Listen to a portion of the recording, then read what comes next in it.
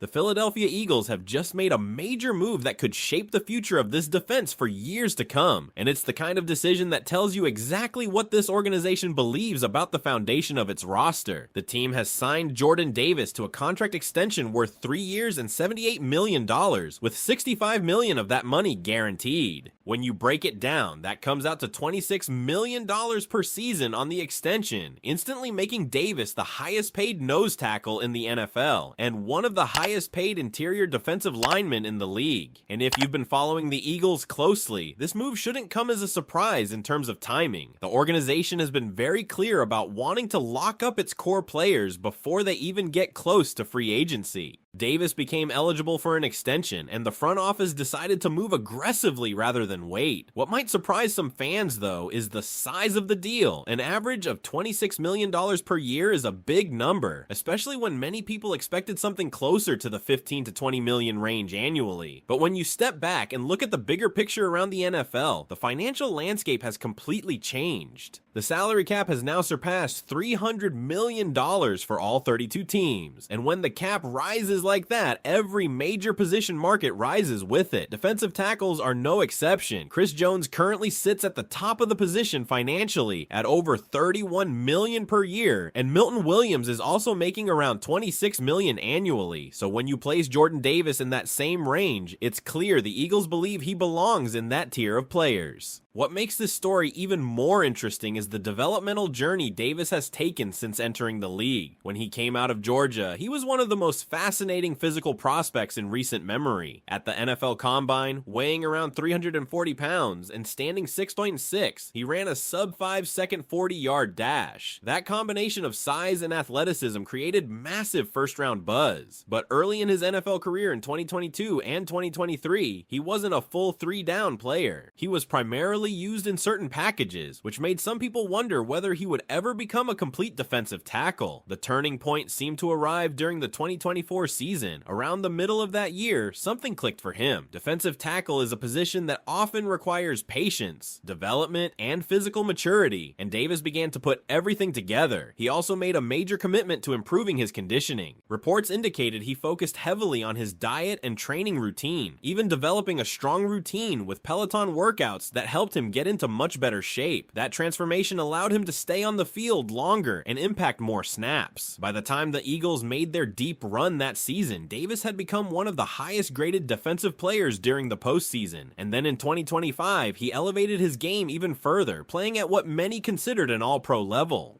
His impact might not always jump off the stat sheet in the same way pass rush specialists do, but when you watch the games, the difference he makes is obvious. His size, wingspan, and raw power allow him to dominate at the point of attack, disrupt running lanes, and collapse the pocket from the interior. The numbers from last season help tell that story as well. Davis recorded 63 tackles on designed run plays, the most among all defensive tackles in the league. He also finished with 6 passes defended, tying for the most at his position, and recorded 9 tackles for loss, which ranked 4th among defensive tackles. On top of that, he generated 28 pressures and finished with 4.5 sacks, both career highs. Those are the types of numbers that show a player trending upward at exactly the right time in his career. Another factor the Eagles clearly value is leadership and culture. Jordan Davis has grown into one of the young pillars inside the organization, with longtime leaders like Jason Kelce and Fletcher Cox retiring, and with veterans such as Lane Johnson nearing the later stages of their careers. The franchise needs a new generation of locker room leaders. Davis has earned a reputation as a hard-working, positive, respected presence inside the building, someone who represents the culture the Eagles want to maintain moving forward. That cultural element matters more than many fans realize. Organizations that consistently compete for championships often invest in players who not only produce on the field, but also strengthen the identity of the team. The Eagles clearly believe Jordan Davis fits that description, but here's where things get really interesting for the future of this defense. Because locking up Jordan Davis with this kind of money raises a much bigger question about another star on the defensive line, Jalen Carter. Carter is widely considered one of the most dominant young defensive players in football, and when his time comes for an extension, his contract could easily surpass $30 million per year. So now the big question surrounding the Eagles moving forward is this: can the team realistically afford to pay 2 defensive tackles nearly $60 million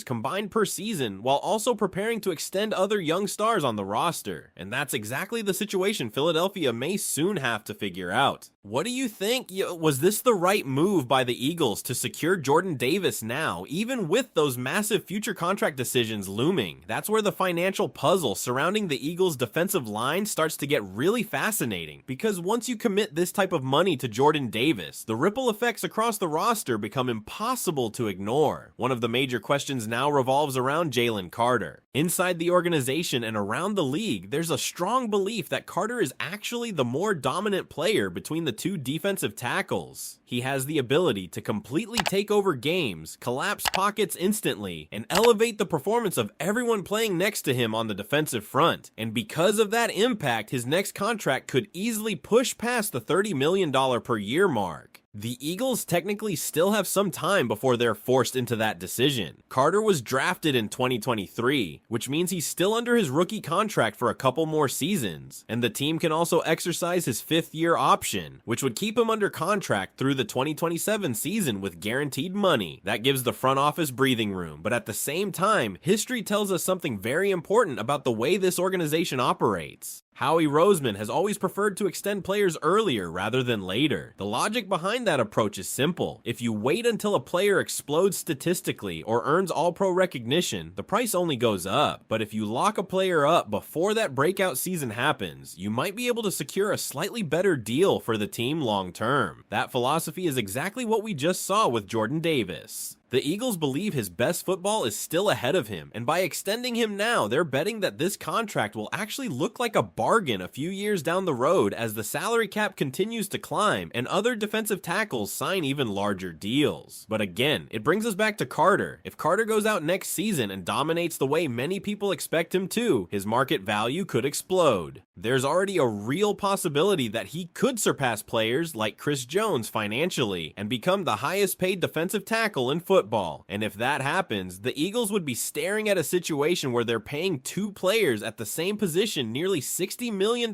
per year combined. Now think about the rest of the roster. The Eagles have other young stars who are eventually going to need new deals as well. Players like Quinyon Mitchell and Cooper DeJean are already viewed as major pieces of the future defense, and if they continue developing the way the organization expects, they're going to command significant contracts themselves. And it doesn't stop there. Philadelphia also has several edge rushers developing within the system. The team likes what it sees from players like Nolan Smith and Jalix Hunt, which means another difficult decision could eventually emerge about which edge defender they prioritize for a long-term extension. When you start stacking these potential contracts together, the financial structure of the roster becomes incredibly complicated. This is exactly why the Eagles have been talking about a strategic shift in how they build the team moving forward. In recent seasons, the offense has been one of the most expensive units in the entire NFL. The front office invested heavily on that side of the ball, but now the focus is starting to flip. The organization wants to draft and develop cheaper offensive talent while preparing to pay the homegrown defensive players who are emerging as stars. Another name quietly worth watching in this situation is Moro Ojomo. His development in 2025 impressed a lot of people inside the building. If he continues progressing, he could eventually command a deal similar to the one Milton Williams received, which again adds another potential financial layer to the defensive interior. And that brings up a scenario that might sound shocking right now, but is being discussed by analysts across the league. If the Eagles ever decided they simply couldn't afford to keep everyone, one way to balance the books would be building the defensive tackle position around Jordan Davis and Moro Ojomo, while eventually moving on from Jalen Carter in a blockbuster trade. Now, to be clear, Carter is an extremely rare talent. Players with his combination of explosiveness, power, and disruption ability do not come around often. That's exactly why the Eagles selecting him with the 9th overall pick was viewed as such a massive win for the franchise. But the reality of the NFL salary cap means even great teams sometimes have to make difficult choices, and that's the situation Philadelphia could eventually face depending on how these contracts unfold over the next couple of seasons. What we do know for sure right now is that the Eagles have officially chosen Jordan Davis as one of the long-term pillars of their defense. They believe in his development, his leadership, and the direction his career is heading. At just 26 years old, the expectation inside the organization is that his best football is still ahead of him, but the bigger story might only be beginning. Because if this defensive line continues producing at a high level, the Eagles front office will soon have one of the most fascinating roster building challenges in the entire NFL. So now I want to hear from you. Do you think the Eagles made the right decision locking up Jordan Davis with this extension, even if it creates a complicated future when Jalen Carter's contract comes up? And if the team eventually had to choose between paying both players or moving one of them, what would you do? Another layer that makes this situation so intriguing is how the Eagles have historically approached roster construction, especially in the trenches. For years, the philosophy in Philadelphia has been simple: build the team from the inside out. That means dominating the line of scrimmage on both sides of the ball, investing heavily in the offensive line and the defensive front. The Jordan Davis extension fits perfectly into that long-standing philosophy. When you look at the Eagles' defensive identity over the last decade, it has almost always been driven by interior defensive linemen who could control the game. Fletcher Cox was the centerpiece of that philosophy for years, and before him, the team always prioritized disruptive defensive tackles. Now the organization clearly believes Jordan Davis is ready to become the next cornerstone of that tradition. And the confidence in him is not just about statistics. The coaching staff sees the physical tools that make him unique. At 6'6" and around 340 pounds, Davis has a rare blend of size, length, and strength. When he anchors against the run, he forces offenses to completely rethink how they attack the middle of the field. Running backs simply cannot move the pile against him, and offensive lines often have to dedicate multiple blockers just to slow him down. That type of presence does something extremely important for the rest of the defense. It allows the linebackers behind him to flow more freely to the ball. It forces quarterbacks to step outside the pocket earlier than they want to. And it creates opportunities for edge rushers to win their matchups because interior pressure collapses the pocket so quickly. Those are the kinds of things that do not always show up in highlight clips or box scores, but coaches and front offices value them tremendously. Another big reason the Eagles feel comfortable committing this kind of money to Davis is his trajectory. The numbers from last season show a player who is improving across the board. His career highs in pressures and sacks show that he is no longer just a run-stuffing defensive tackle. He is evolving into a more complete interior defender who can disrupt both phases of the game. And when you combine that improvement with his age, the long-term projection becomes even more exciting. At only 26 years old, Davis is entering the prime years of his career. Defensive tackles often peak later than other positions because the position relies so heavily on strength, technique, and conditioning. That means the Eagles are likely expecting the best stretch of his career to happen during the exact window covered by this contract. But again, every decision in the NFL has consequences across the roster, because once you start paying elite money to multiple players on the defensive line, it forces you to be extremely disciplined everywhere else. The Eagles already have one of the most expensive offenses in the league, and that means the front office will need to rely heavily on drafting and developing younger players on cheaper rookie contracts moving forward. That strategy can work extremely well when executed properly.